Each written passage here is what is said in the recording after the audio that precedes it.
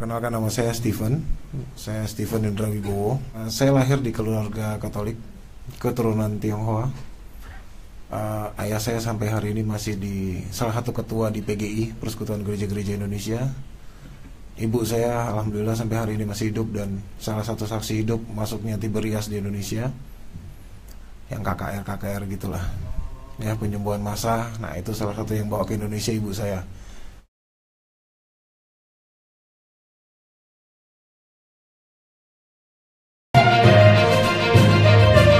Ustadz Steven yang terhormat, pindah agama itu hakmu.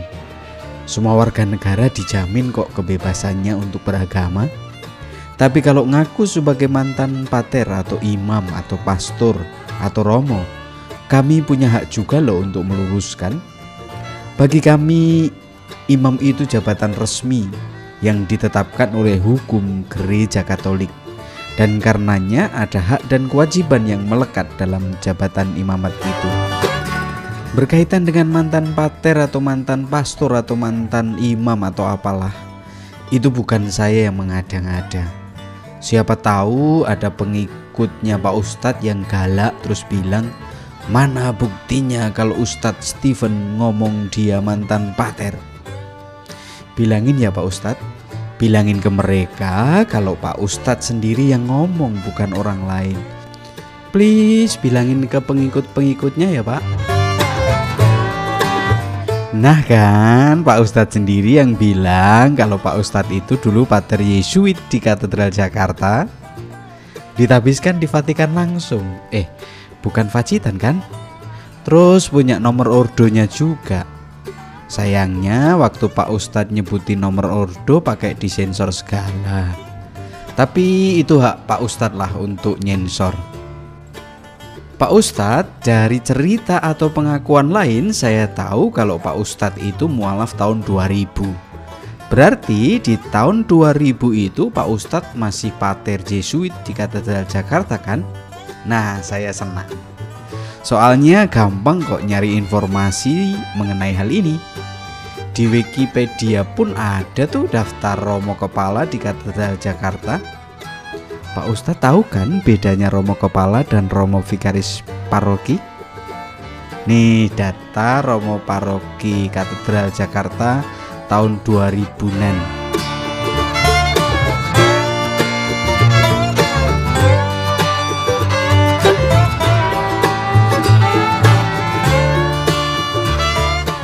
Itu tadi romo kepalanya Pak Ustadz. Kalau yang berikut ini romo vikarisnya. Kira-kira nama Pak Ustadz ada enggak ya?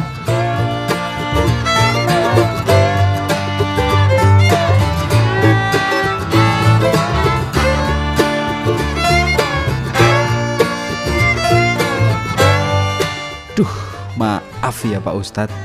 Kok nama Pak Ustadz nggak ada ya? Pak Ustadz, saya kasih bocoran dikit ya. Hierarki dalam gereja Katolik itu kuat loh. Banyak hal ada terdaftar. Tahun berapa seorang imam pelayanan di mana? Tahun berapa seorang imam pindah kemana? Riwayat pendidikannya pun ada kok catatannya. Gak cuma imamnya saja sih, umatnya juga kok. Saya mau ngecek apakah umat di Kalimantan, di Sumatera, di Sulawesi sana, apakah sudah menikah atau belum? Bisa kok saya ngeceknya. Jadi kalau ada umat Katolik mau nikah lagi, pasti akan ketahuan deh. Nah, ngerti kan maksud saya?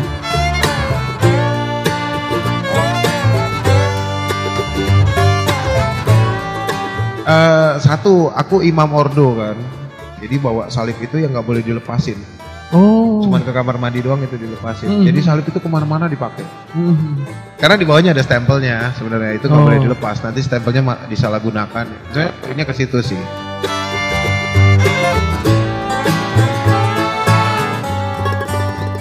Di video barusan, pengakuan Pak Ustadz membuat saya mengernyitkan dahi. Kalau saya pikir-pikir, sepertinya loh, bukan nuduh. Tapi kira-kira aja Pak Ustadz itu memang tidak paham dengan seluk-beluk imam. Saya beneran gak ngerti Pak Ustadz mendapatkan sumber dari mana. Apakah Pak Ustadz pernah nonton film? Tapi film apa ya yang ngomongin soal itu? Atau bisa juga Pak Ustadz mendapatkan cerita-cerita dongeng gitu? Oh iya, yang saya maksudkan itu soal kalung salib yang di bawahnya ada cap stempel itu loh Pak Ustadz. Kalau Pak Ustadz mengatakan punya kalung salib dan di bawahnya ada cap stempel, saya bingung ini tradisi dari mana. Mari kita sedikit belajar. Imam itu jabatan resmi dalam gereja Katolik. Maka simbol-simbol yang dipakai itu bukan simbol sembarangan. Jadi siapa yang berhak mengenakan salib sebagai tanda jabatan? Imam? Bukan. Seorang imam tidak memiliki kuasa untuk mengenakan salib sebagai tanda jabatan. Kalau ada seorang imam mengenakan salib, maka itu hanya aksesoris semata. Pak Ustadz tahu kan bedanya salib sebagai tanda jabatan dan sebagai aksesoris? Mungkin ada yang bertanya, terus siapa yang berhak? Jawabnya adalah uskup. Seorang uskup memiliki tanda wewenang khusus yang merupakan ciri khas jabatan uskup sebagai kepenuhan sakramen imamat, yaitu salib dada, cincin uskup, mitra, tongkat uskup, dan pallium. Yang terakhir ini khusus untuk uskup agung. Nggak semua uskup punya pallium. Pada masa lalu, di dalam salib dada seorang uskup terdapat relikwi. Moga-moga Pak Ustadz tahu arti relikwi ini. Kini, tidak semua salib uskup terdapat relikwi.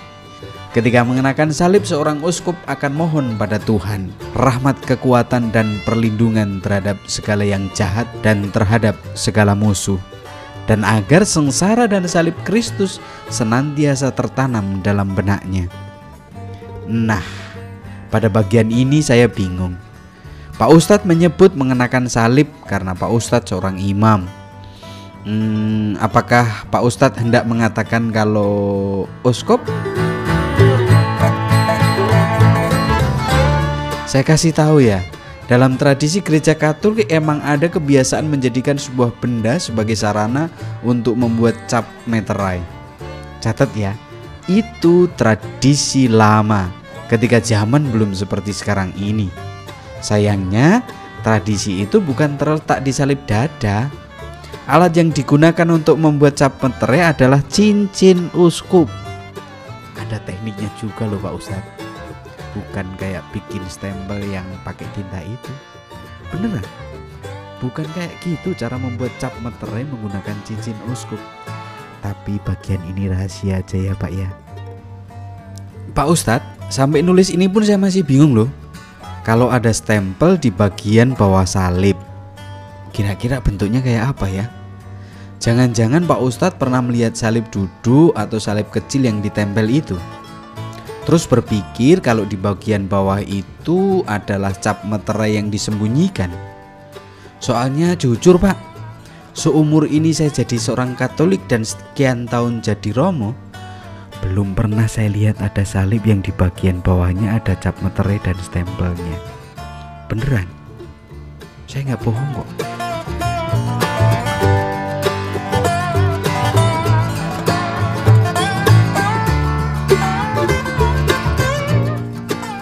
Pak Ustadz, saya mohon maaf kalau ternyata tulisanku ini sangat panjang. Kalau saya boleh usul, silahkan lanjutkan penangkapan ustadz-ustadz palsu seperti di video-videonya Pak Ustadz itu. Setidaknya bagi saya membuktikan kalau ternyata ustadz palsu yang mengaku-ngaku dan mengada-ada itu ada dan nyata di sekitar kita. Kasihan umat kan Pak kalau sampai ditipu oleh mereka itu. Nah, Pak Ustadz Stephen juga ya, silahkan berdakwah, itu hak Bapak kok. Tapi jangan bawa-bawa lagi mantan paternya ya. Jangan bawa-bawa lagi mantan imamnya ya. Kasihan umatnya juga loh Pak. Udah bela-belain sampai segitunya, ternyata salah. Mengapa harus berbohong sih? refleksi atas kisah-kisah Ustadz Bangun Samudra dan Ustadz Stephen Indra Wibowo. Cukup menarik memang kalau kita menonton beberapa video ceramah dan kesaksian mualaf-mualaf, terutama mereka yang sebelumnya beragama Katolik. Dapat disebut dua video yang sangat viral, yakni ceramah dan kesaksian dari Ustadz Bangun Samudra dan Ustadz Stephen Indra Wibowo. Saya termasuk orang yang menyimak dengan baik kesaksian kedua Ustadz yang sesebutkan namanya itu, terutama cerita-cerita keduanya seputar pendidikan formal mereka ketika masih Katolik dulu. Dan tentu yang paling menarik adalah pendidikan formal yang mereka klaim sebagai proses pembinaan menjadi seorang imam. Menarik juga untuk memirsa pengakuan mereka yang konon adalah mantan pastor.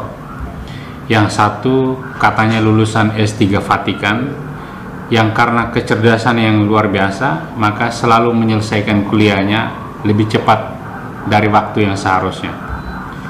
Dan karena kecerdasannya pula, dia konon katanya tidak pernah ditugaskan di paroki. Sementara yang satu lagi katanya lulusan Leiden, kemudian pernah berkarya di Katedral Keuskupan Agung Jakarta, dan ketika sudah mualaf, nah ini yang lucu, bahkan harus berlari bolak-balik dari katedral ke Istiqlal ketika jam sholat tiba. Waduh, kok bisa ya dalam melakukan dua kegiatan rohani yang berbarengan pada waktu yang sama? Sudah terlalu banyak video klarifikasi dari teman-teman Kristen Protestan dan Katolik yang mencoba mengoreksi kekeliruan dan kebohongan yang disebarkan oleh kedua mualaf dan ustadz ini. Dua tanggapan dari imam dan pastor asli Katolik, yang satu dari Komsos Komisi Sosial Keuskupan Agung Semarang, dan yang satu lagi dari Romondezo, menurut saya ini sudah cukup menyadarkan kita betapa kedua mualaf ini memang berbohong. Saya sendiri ketika menonton kesaksian kedua mualaf ini, terutama soal pendidikan imamat yang pernah mereka lalui ketika masih Katolik dulu, merasa sangat lucu gitu dan geli sendiri. Saya sebetulnya merasa kasihan pada umat dan audiens yang pada waktu itu sedang mendengar bagaimana kedua mualaf ini membohongi mereka dalam ceramah-ceramah agama. Sayang juga sih bahwa kebohongan-kebohongan itu tidak di-counter dari dalam agama baru yang mereka masuki, sehingga keduanya merasa nyaman dan merasa seakan-akan menikmati kebohongan yang mereka ciptakan sendiri itu. Satu pertanyaan mendasar yang ingin saya telusuri jawabannya adalah, mengapa kedua mualaf ini tega membohongi audiensnya soal status dan pendidikan mereka sebelum menjadi Muslim? Saya mengajukan 3 jawaban argumentatif dalam video ini. Jawaban pertama, menurut saya berpindah agama itu ternyata bukan sekedar urusan atau perkara personal, tetapi juga menjadi semacam perayaan kemenangan agama yang baru mereka masuki. Dan kemenangan itu tampaknya harus dirayakan, dan perayaannya itu diusahakan untuk dilakukan secara publik, karena melalui perayaan itu dapat menimbulkan rasa percaya diri yang kuat dari para pengikut agama-agama yang dimasuki tersebut, dan sekaligus menjadi semacam pukulan telak dan mematikan terhadap para pengikut agama yang telah mereka tinggalkan. Publik tampak menjadi semakin penasaran dan tertarik jika agama lama yang mereka tinggalkan itu ternyata adalah agama yang besar dan sangat mapan, dan tokoh yang meninggalkan agama tersebut adalah tokoh publik. Dan ini coba kita bandingkan dengan kisah viralnya kisah Deddy Corbuzier ketika menjadi mualaf, karena beliau adalah seorang tokoh publik. Atau kalau para mualaf itu berasal dari kelompok sosial tertentu yang selama ini kita asosiasikan dengan agama tertentu. Dalam hal ini misalnya kita lihat kisah, dalam tanda petik, kisah pertobatan Ustadz Stephen Indra Wibowo yang menurut saya menjadi menarik karena dia berasal dari keluarga Tionghoa yang beragama Katolik, dan selama ini kita mengasosiasikan keluarga Tionghoa sebagai Kristen, Katolik, Protestan atau Buddha. Nah, padahal secara ilmu sosial kita tahu bahwa perpindahan agama termasuk juga dari ateis menjadi orang beragama atau sebaliknya dari orang beragama menjadi ateis, itu adalah hal yang lumrah atau hal yang biasa saja. Filsuf George Santayana, seorang filsuf keturunan Spanyol, bahkan pernah mengatakan bahwa mengganti agama itu tidak lebih dari mengganti busana. Jadi sebetulnya hal yang sangat biasa dan lumrah dalam hidup manusia. Jawaban kedua, menurut saya publik, audiens atau umat, terutama umat dari agama yang baru dimasuki oleh para mualaf itu, tampak terpesona sedemikian rupa pada kemampuan sihir atau kemampuan panggung para mualaf, sehingga mereka tidak sempat berpikir kritis. Padahal sebetulnya kita tidak perlu berpikir kritis dalam arti formal dan logis. Cukup dengan akal sehat saja kisah-kisah para mualaf itu dapat dideteksi sebagai cerita-cerita yang bohong dan menipu. Menurut saya, siapapun mualaf atau orang atau pengikut baru dalam sebuah agama seharusnya mengisahkan pengalaman hidayahnya yang tujuannya adalah untuk menguatkan iman umat di agama yang baru dimasuki itu.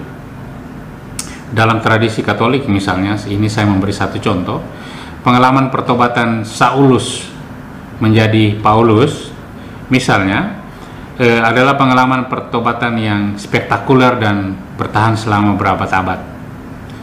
Kita tahu atau orang Kristiani tahu, sebelum bertobat menjadi Paulus, Saulus adalah orang Yahudi yang sangat benci pada orang Kristen. Dia mengejar dan membunuh orang-orang Kristen, dan kemudian sampai pada suatu hari dia dalam tanda petik berjumpa dengan Yesus di dalam sebuah perjalanan ke kota Damsyik, dan perjumpaan itu kemudian membuat dia bertobat, dan ternyata kemudian dia menjadi seorang pengikut Kristus. Oke lah, kisah semacam itu yang saya sebutkan contoh tadi, sekedar contoh, itu sebetulnya mau menyatakan bahwa pengalaman hidayah itu yang harus diceritakan atau dikisahkan, supaya umat atau audiens yang mendengar kisah itu semakin diteguhkan imannya, dan dengan demikian semakin mendekatkan diri pada Tuhan, dan bukan malah sebaliknya semakin memusuhi dan mengejek agama lain. Jawaban ketiga, setelah menjadi pengikut dalam agama yang baru, kedua mualaf yang saya sebutkan ini tampaknya menghadapi apa yang disebut sebagai pembuktian diri supaya bisa diakui sebagai orang yang memiliki otoritas atau kuasa mengajar. Nah, dalam konteks agama Katolik misalnya, penabisan seseorang menjadi imam atau pastor oleh seorang uskup, tentu setelah kuliah pendidikan formal dan pembinaan selama kurang lebih 8-12 tahun selepas SLTA, tanpa bisa melompat kelas sehebat apapun dia. Nah, itu membuat seorang pastor itu memperoleh kuasa mengajar. Nah, dalam hal ini, dengan kuasa itu dia boleh berkhotbah, dia boleh memimpin misa, dia boleh memberkati orang sakit, dia boleh memberkati dan mengesahkan perkawinan, dan berbagai ibadah atau perayaan Katolik lainnya. Sama halnya juga dengan seorang guru agama atau seorang katekis, dalam hal ini sejajar dengan ustadz, yang mendapatkan kuasa mengajar setelah pendidikan formal atau kursus tertentu, dan kemudian dilantik oleh seorang pastor paroki supaya bisa memiliki kuasa untuk mengajar. Tentu saja contoh yang saya ajukan ini tidak bisa disamakan begitu saja dengan bagaimana seorang ustadz memperoleh atau mendapatkan kuasa mengajarnya dalam agama Islam. upaya paralelisasi mungkin juga tidak perlu, karena asal diterima dan diakui oleh komunitas tertentu, tampaknya seorang ustadz mendapatkan kuasa mengajarnya. Nah, dalam arti itu, pengakuan akan kuasa mengajar lebih bersifat sosial dan bukan hierarkikal. Tetapi poin yang ingin saya tekankan adalah pentingnya pembuktian atas kuasa mengajar tersebut. Mengapa? Karena ketika seseorang mulai berkhotbah, mulai berdakwah atau mulai mengajar, umat atau audiens yang mendengar atau menjadi peserta pada waktu itu akan bertanya dalam hatinya, misalnya, siapa sih orang ini? Mengapa dia yang mengajar dan bukan orang lain? Mengapa dia yang berkhotbah? Mengapa dia yang berdakwah dan berbagai pertanyaan lain? Nah, tampaknya mengisahkan siapa dirinya, kemudian berasal dari keluarga seperti apa, mengenyam pendidikan formal seperti apa, dan berasal dari agama apa sebelumnya, itu menjadi semacam jawaban terhadap pertanyaan-pertanyaan tersebut, dan ini menjadi semacam upaya menjustifikasi bahwa seseorang itu memiliki otoritas atau kuasa mengajar. Saya mengerti sepenuhnya mengapa ada teman yang berpendapat bahwa sebaiknya pengikut-pengikut baru dalam sebuah agama itu perlu melewati semacam studi keagamaan yang serius, mendalam dan panjang sebelum dia bisa tampil ke hadapan publik. Dan menurut saya usul ini baik. Disayangkan memang bahwa pendapat atau usulan semacam ini kurang mendapat perhatian dalam masyarakat luas. Rekan-rekan sekalian, demikianlah pendapat dan pandangan saya. Semoga kita selalu menjadi orang-orang beragama yang cerdas, orang beragama yang dewasa dan jujur dalam kehidupan keagamaan kita masing-masing. Terima kasih. Saudara, saya ingin kembali untuk melanjutkan pembahasan mengenai tipu-tipu daripada para mu'alaf yang kemudian menjadi ustadz. Dan setelah menjadi ustadz, mereka sibuk menyerang keyakinan Kristen. Yang saya mau bahas sekarang itu adalah mengenai Stephen Indra Wibowo atau Ustadz Stephen Indra Wibowo, dan saya fokus kepada dua hal, yaitu mengenai ayahnya dan yang kedua itu mengenai sekolahnya di Inggris. Mengenai ayahnya ini, saudara, dikatakan sebagaimana saya kutip daripada media online republika.co.id. Ini setahu saya ini adalah media yang Islami ya, kelihatannya ini Republika ya. Dikatakan di sini, saudara, ayahnya adalah salah seorang aktivis di GKI, Gereja Kristen Indonesia, dan Gereja Bethel ya. Gereja Bethel ini saya tidak tahu apakah GBI ya, Gereja Bethel Indonesia, atau GBIS, Gereja Bethel Injili Sepenuh. Saya tidak tahu, tetapi kedua gereja ini baik GBI maupun GBIS itu masuk ke dalam rumpun Pentakosta Karismatik. Sedangkan GKI atau Gereja Kristen Indonesia itu masuk ke dalam rumpun Protestan. Walaupun ini sebetulnya merupakan satu salah kaprah, karena baik Gereja Bethel yang masuk rumpun Pentakosta Karismatik maupun GKI yang secara khusus merujuk pada Gereja Protestan, semuanya ini masuk dalam rumpun Protestan sebetulnya. Yang membedakannya dengan Gereja Katolik Roma. Ya, jadi baik GKI maupun Gereja Bethel itu masuk ke dalam rumpun atau aliran Protestan ya. Nah, ayahnya ini aktif di dua gereja yang sebetulnya ini secara teologi ini bertolak belakang atau berbeda antara GKI dan Gereja Bethel. Saya tidak tahu bagaimana ayahnya itu bisa mendamaikan perbedaan daripada kedua gereja ini saat dia aktif secara bersamaan pada dua gereja ini. Tetapi saya tidak mau bahas itu, saudara. Saya mau fokus kepada dua hal yang saya lihat konyol di sini, sangat menggelitik ya saya, atau boleh dikatakan itu menggelikan, lucu, saudara. Dikatakan ayahnya itu aktif di GKI dan Gereja Bethel yang notabene adalah Protestan, tetapi kemudian ayahnya Stephen Indra Wibowo ini ingin agar anaknya menjadi bruder sama seperti ayahnya itu menjadi bruder. Loh, kalau ayahnya aktif di GKI dan Gereja Bethel yang notabene adalah Protestan, mengapa disebut ayahnya seorang bruder dan ingin agar Indra menjadi bruder? Bruder itu adalah pelayan di gereja Katolik, bukan Protestan. Pelayan di gereja Katolik. Jadi ini aneh bagi saya. Ayahnya aktif di GKI, Gereja Bethel, yaitu gereja-gereja Protestan, tapi disebut sebagai bruder. Dan ingin agar Stephen Indra Wibowo itu menjadi bruder. Loh, bruder itu adalah pelayan di gereja Katolik. Lalu dikatakan lagi di sini, saudara, ditegaskan di sini ya, di media online Republika. Karena itu tak mengherankan jika sang ayah menginginkan Indra kelak mengikuti jejaknya menjadi seorang bruder penyebar ajaran Katolik. Wah, ini konyol, saudara. Aktifnya di gereja Protestan, tapi disebut sebagai bruder. Anaknya diinginkan supaya juga menjadi bruder. Loh, ini aneh, saudara. Ini membuktikan bahwa pengakuan-pengakuan semacam ini tipu-tipu, ya. Lalu kekonyolan yang kedua. Saudara tahu bruder itu ya di dalam gereja Katolik itu adalah kaum awam yang diangkat untuk melayani, ya. Mereka kaum awam yang diangkat untuk melayani. Jadi sedikit beda dengan pastor, ya. Bruder ini sedikit beda dengan pastor.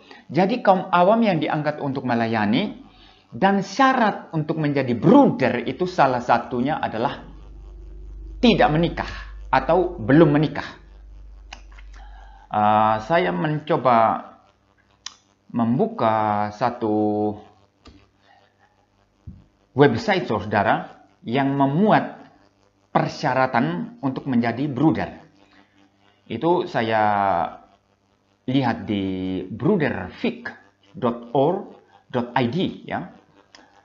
Dikatakan di sini, saudara, syarat diterima sebagai FIC, ya, ini bruder, saudara.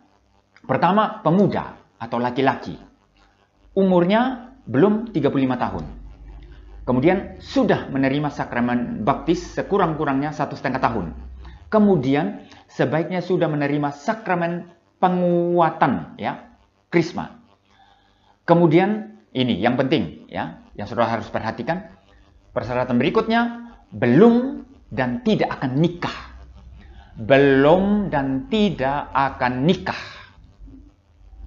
Jadi kalau papanya Stephen Indra Wibowo ini adalah bruder, maka bagaimana dia bisa menikah lalu melahirkan Stephen Indra Wibowo? Nah, ini tipu, saudara-saudara. Jadi ada dua tipu di sini. Pertama, aktif di gereja Protestan, GKI dan gereja Bethel. Tapi kemudian ayahnya disebut sebagai bruder. Bruder itu pelayan di gereja Katolik, bukan Protestan. Nah, ini tipu-tipu yang pertama. Tipu-tipu yang kedua, ayahnya bruder. Inginkan agar si Indra ini menjadi bruder. Loh, bruder itu tidak boleh menikah, tidak menikah. Lah kalau ayahnya Stephen Indra ini adalah bruder, maka dia tidak menikah. Kalau dia tidak menikah, bagaimana bisa melahirkan Stephen Indra Wibowo? Inilah kekonyolan di atas kekonyolan, saudara. Maka saya bilang ini tipu-tipu. Mari kita lihat yang kedua sekarang. Perihal pengakuan daripada Stephen Indra mengenai sekolahnya di Inggris. Ya, sekolahnya di Inggris, ya. Dia mengaku bahwa pada tahun 1999 dia dikirim ke Inggris, ya, atau didaftarkan untuk bersekolah di Inggris. Setelah dia SMP dan SMA itu mengikuti sekolah pendidikan, ya, sekolah pendidikan bruder begitu. Saya tidak mau bahas itu, saudara. Saya mau fokus di sekolahnya di Inggris saja, ya. Dikatakan didaftarkan ke St. Michael's College di Worcester, ya, Inggris. Nah, saudara, saya kemudian jadi tertarik. untuk mencoba mencari sekolah ini di Google, saudara. Dan saya menemukan memang betul ada sekolah di di Worcester, Inggris ya, yang namanya itu St. Michael's College ya. Itu tepatnya di Tunbury Wells ya. Tunbury Wells, Worcester ya. Nah, saudara, Stephen Indra Wibowo ini mengaku didaftarkan ke sana itu pada tahun 1999. Tetapi yang saya baca di Wikipedia ini, saudara, ini saya dapat di Google ya, di Wikipedia, dikatakan di sana bahwa karena kesulitan keuangan, maka sekolah itu ditutup pada tahun 1985. Financial difficulties forced its closure in 1985. Kesulitan keuangan memaksa penutupannya pada tahun 1985.